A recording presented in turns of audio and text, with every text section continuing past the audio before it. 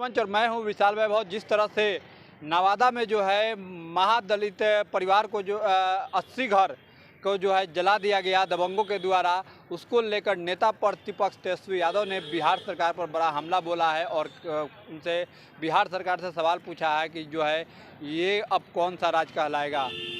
जो हमेशा जंगल राज कहकर आवाज़ उठाते हैं, इसको कौन सी राज कह के बुलाया जाएगा ये बताना चाहिए। कहीं ना कहीं बड़ा हमला बोला है बिहार सरकार पर। क्या कुछ कहा है नेता प्रतिपक्ष तेजस्वी यादव ने, छोड़ जाते हैं आपको उनके बयान के साथ। बने रहिए न्यूज मंच के साथ। न्यूज मंच के लिए नीरज कुमार के साथ विशाल वैभव, पटना। चुप नवादा में घटना घटी है सर, कैसे देख रहे हैं? देखिए, नवादा में जो घटना घटी है काफ़ी दुखद है और इसको लेकर के साफ पता चल रहा है कि ये डबल इंजन की सरकार है। लगातार जो है इस तरह के काम हो रहे हैं। जो भी दोषी है, जिन लोगों ने भी आग लगाई है, उन लोगों को जो है गिरफ्तार जो है करना चाहिए, कानूनी कार्रवाई। देखिए, आपका पीटीआई भी दबा दिया वन नेशन वन इलेक्शन को लेकर। मांझी जी कह रहे हैं कि इसमें यादवों की साजिश है मांझी जी केंद्र मंत्री भी है, केंद्र मंत्री। देखिए ना, सामने माइक पकड़िए और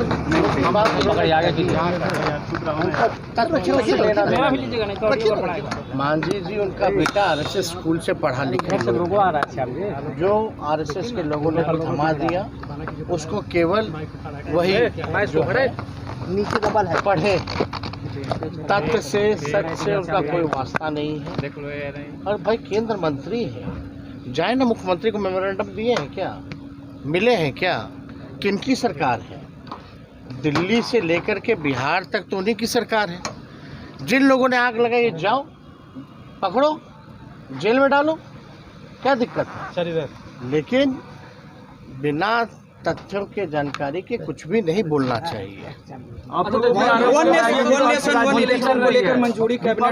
देखिए, वन नेशन वन इलेक्शन को लेकर के हम इतना ही बोलना चाहिए कि भाई ये तो जब बिल आएगा तो देखा जाएगा, पार्लियामेंट में भी हम लोग का क्या स्टैंड रहेगा ये हम लोग देखेंगे। लेकिन आप देखिएगा, ये पूरी तरीके से जो हम लोग कहते आए हैं, भर चुनाव कहते आए हैं कि ये गैर संवैधानिक काम जो है किया जा रहा है, डेमोक्रेसी को ख़त्म करने का प्रयास किया जा रहा है। आज वन नेशन वन इलेक्शन जो है वो ला रहे हैं, आगे बोलेंगे one election one nation one party, कल को बोलेंगे वन नेशन वन लीडर। तो ये लोग तो हम लोग जो कहते हैं कि बीजेपी आएगी तो चुनाव को धीरे धीरे जो है समाप्त कर देगी, लेकिन अभी 4 राज्यों का चुनाव था, 4 राज्यों का एक साथ चुनाव नहीं करा पा रहे हैं। झारखंड और दिल्ली का क्यों नहीं कराए भाई? महाराष्ट्र का क्यों नहीं कराए जो 5 राज्यों का था? आप केवल जो है कश्मीर अपने सुटेबल जो हो उसी हिसाब से आप करते हैं। तो ये बात तो प्रमाणित हो गया है कि बीजेपी आएगी तो लोगों का वोटिंग राइट छीन लेगी, लोकतंत्र को ख़त्म कर देगी। ये एक तरीका है, धीरे धीरे जो है जो संविधान ख़त्म करने की बात है उसकी ओर ढकेला जा रहा है और ये धीरे धीरे इलेक्शन को समाप्त करने का एक प्रयास है बीजेपी के आरएसएस के एजेंडे में। सर, राहुल गांधी के खिलाफ मामले में तेज प्रताप यादव जी का भी नाम सामने आया। नवादा की घटना बेहद चिंताजनक। इस तरह की मानसिकता को कभी भी फलने फूलने नहीं दिया जाएगा। माननीय मुख्यमंत्री जी पूरी घटना को गंभीरता से लिए हैं और उन्होंने निर्देश भी दिया है और इसके पूरी तहकीकात की जाएगी। इसके पीछे कौन लोग हैं, वैसे लोग बख्शे नहीं जाएंगे। महादलितों के साथ इस तरह का खेल और इस तरह की मानसिकता, जंगल राज लाने का, अराजकता उत्पन्न करने का, सामाजिक उन्माद पैदा कर करके समाज को लड़ाने का ये खेल अब बिहार में नहीं होगा। और ये खेल खेलने और खिलाने वाले अब दोनों पर कार्रवाई होगी और उसकी जिम्मेवारी भी तय की जाएगी।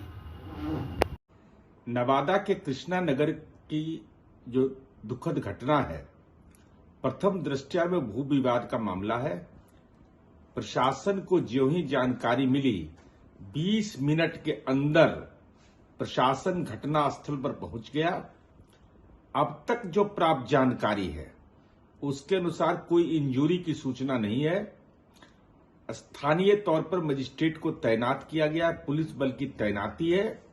सामाजिक समरसता बिगाड़ने की कोई कोशिश करेगा यह कतई मंजूर नहीं।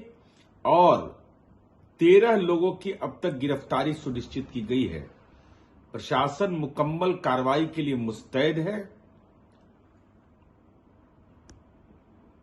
नवादा में मुसहर और चमार जाति के लोग बरसों से एक जगह पर रह रहे हैं।